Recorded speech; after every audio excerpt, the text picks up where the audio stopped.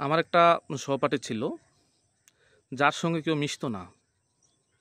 কারণটা হচ্ছে, আমরা যেটাকে ভালো ছাত্র বলি, সে সেই অর্থে ভালো ছাত্র ছিল না। আবার যেইটা আমাদের কাছে স্মার্টনেসের সংজ্ঞা, সেই অর্থে সেই স্মার্টও ছিল না। পারিবারিকভাবে তারা অর্থনৈতিকভাবে বেশ সক্ষম ছিল, কিন্তু তার পিতা যতটুকু প্রয়োজন ততটুকু অর্থ তাকে দিত, অতিরিক্ত অর্থ তাকে দিত না। তো এভাবে দিনকাল যাচ্ছিল। অনেকটা নিঃসঙ্গভাবে তাকে দেখতাম যে চলাফেরা করত। পড়াশোনা খুব বেশি করতে পারেনি, কিন্তু একটা পর্যায়ে সে ব্যবসায় বেশ ভালো করে অনেকগুলো প্রতিষ্ঠান দাঁড় করিয়েছে।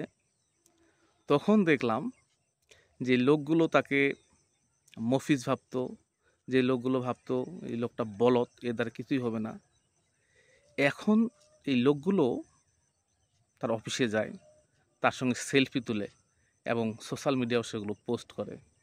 আসলে বাস্তবতা এটাই, সাফল্যের পিতার অভাব হয় না, কিন্তু ব্যর্থতা চিরকালেই অনাথ।